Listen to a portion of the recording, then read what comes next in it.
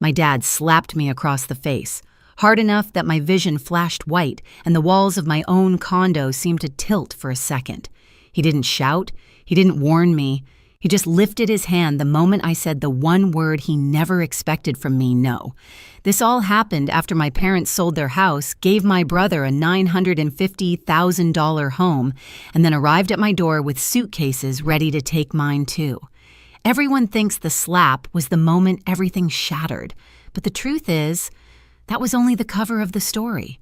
My name is Natasha Bennett, and for most of my life I learned to survive by staying quiet. Not invisible, just quieter than the people who always seem to take up the whole room. My brother Daniel was one of those people, the kind who didn't just enter a space but rearranged the air around him. My parents adored that about him. They used to say he was destined for something big while I was steady, dependable Natasha, the one who never needed anything. Maybe that's why at 30 I'd built a life that ran on order and discipline. My condo in Fort Wayne was my sanctuary, clean lines, warm lighting shelves, organized by color and height. I liked coming home to silence after spending all day analyzing numbers for clients. Silence made sense to me. Silence didn't lie. The night everything shifted, fall had already begun. The air carried that thin crispness that smelled like burning leaves and change. I just brewed a cup of coffee and kicked off my heels when the doorbell rang 3 quick, frantic chimes. No one rings like that unless there's an emergency or a mistake. When I opened the door, my parents were standing there with 2 suitcases each like travelers who'd missed their flight. Mom's eyes were wide glossy. Dad's jaw was set too tight. "We lost the house," Mom whispered, pulling me into a hug that felt rehearsed. "Bad investments. We have nowhere to go." I stepped aside because what else do you do when your parents show up claiming they're homeless? I made room for their suitcases, told them they could stay a few days, though. The way Dad exhaled, long relieved, made my stomach knot. Mom busied herself in the kitchen, moving through my cabinets like she'd lived there for years. "You need better spices," she murmured, rearranging everything I'd carefully placed. Dad settled onto my couch, remote in hand, flipping channels like it was his living room. "Did you talk to a lawyer?" I asked gently. "Or the bank, or anyone?" Mom's smile froze. "Sweetheart, it's complicated. Complicated how Dad didn't look at me. We're figuring it out." I recognized that tone, the one they used whenever the truth wasn't convenient. Still, I tried to believe them. Tried to swallow the unease building in my chest as they sidestepped every question about what actually happened. But then came the little things. Mom stacking her skincare bottles in my bathroom. Dad tightening the screws on a cabinet like he was settling in for a renovation. The way they said "we" when talking about my condo. The way Mom smiled at me and said, "It feels like home already." And the thing about silence, the thing I loved most about it, is that it makes every wrong sound louder. Something was off, and I could feel the truth pressing against the walls of my condo, waiting to break through. By the 3rd morning, the smell of my mother's pancakes filled my kitchen like a fog I couldn't escape. She hummed softly, too softly, while flipping them on my skillet, as if pretending we were back in my childhood home. Dad sat at the counter, scrolling through his phone, commenting on the news like this was his daily ritual in his house. I watched them quietly, my coffee cooling in my hands. "Have you two started looking at rentals?" I asked. "Or talked to anyone about next steps?" Mom froze just long enough for me to notice. "It's only been a few days, honey. Give us time." Dad didn't bother looking up. "You're rushing things, rushing." They had shown up with 4 suitcases and 0 explanations. I stirred my coffee. "I'm not rushing. I'm asking." Dad finally met my eyes briefly, sharply, before looking away. "Drop it for now." That tiny flash in his expression made something cold settle inside me. They weren't confused. They weren't overwhelmed. They were stalling. That afternoon, I stepped onto my balcony and dialed Adrian Cole. We'd gone to college together. Now he worked as a lawyer in the city. If anyone could help me cut through whatever fog my parents were creating, it was him. "I need you to check something," I said. "My parents claim they lost their house." His voice softened. "Natasha, are you okay?" "Not really. Just see what you can find." He promised he would. When I went back inside, Mom was reorganizing my pantry again, stacking cans into neat pyramids. Dad had taken over my sofa shoes off remote in hand, muttering about fixing the loose hinge on my hallway door, as if he planned to be here long enough to care. "Dad," I said, trying to stay calm, "that door is fine." "Needs a man's touch," he replied. My grip tightened around my phone. That night, I lay awake, staring at the ceiling, listening to the unfamiliar sounds of 2 extra people breathing in my condo. Every instinct in me screamed that I didn't have the full story. The next day, Adrian called. His tone told me everything before his words did. "Natasha, your parents didn't lose their house." My heart dropped. "What do you mean? I mean they sold it. Voluntarily." I pressed a hand to my chest. "Sold? Why?" There was a cash transfer. The buyer wired the full amount, $950,000 straight, into an account connected to a property under Daniel's name. I stared at my balcony railing, the metal suddenly cold against my palm. My parents sold their house and gave my brother a $950,000 home, I'm afraid so. Silence stretched between us, punctured only by the sound of my own breathing. Adrian continued, "They didn't lose anything, Natasha. They made a choice. And now they're at your place because they don't have one anymore." I closed my eyes. The truth slammed into me so hard it stole the air from my lungs. Of course. Daniel, the golden child, needed a boost, so they handed him their entire life savings. Not a loan, not a discussion. A house. Almost $1 million. And then they came to my door, spinning a story about bad investments, expecting me to carry what they'd handed away.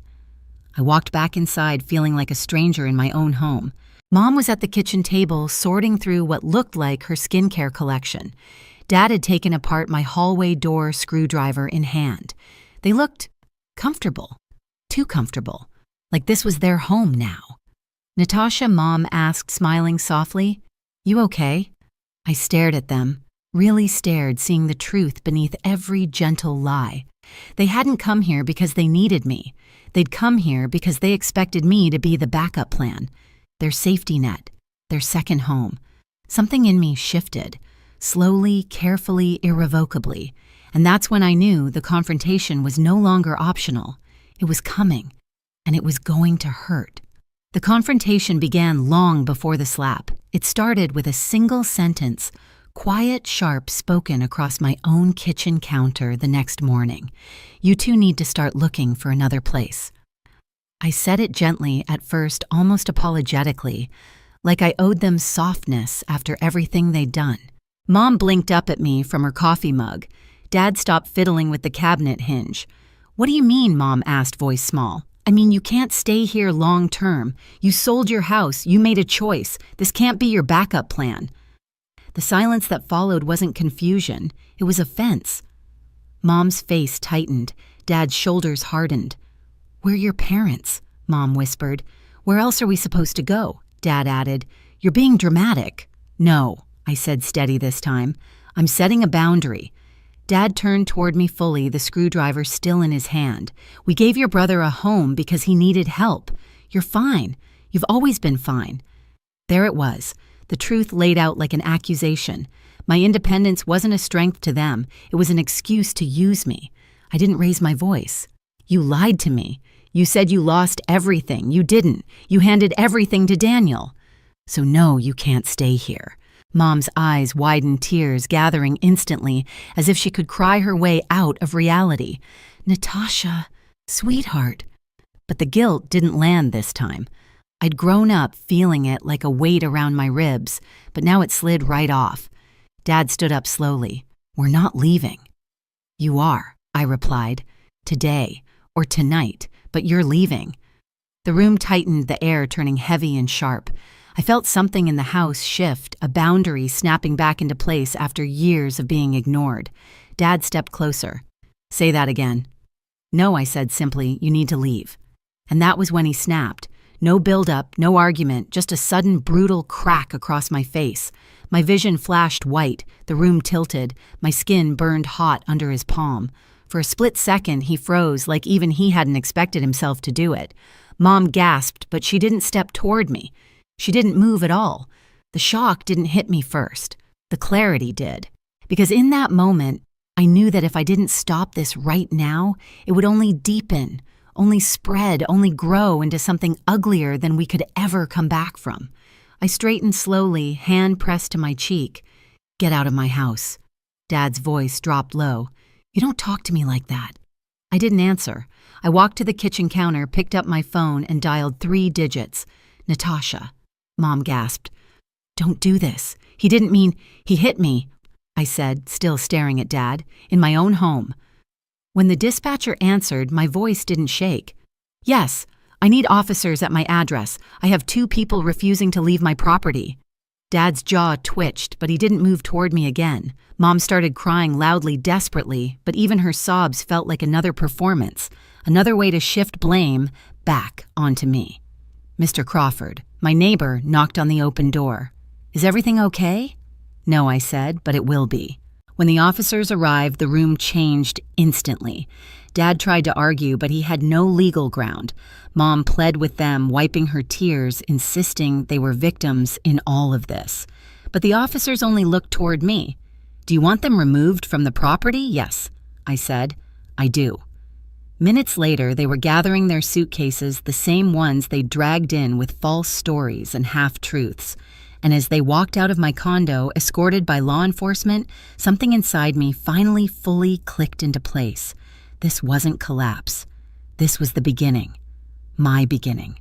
The night my parents were escorted out of my condo didn't end anything. It only shifted the battlefield. In the days that followed, the silence in my home felt different, cleaner, safer.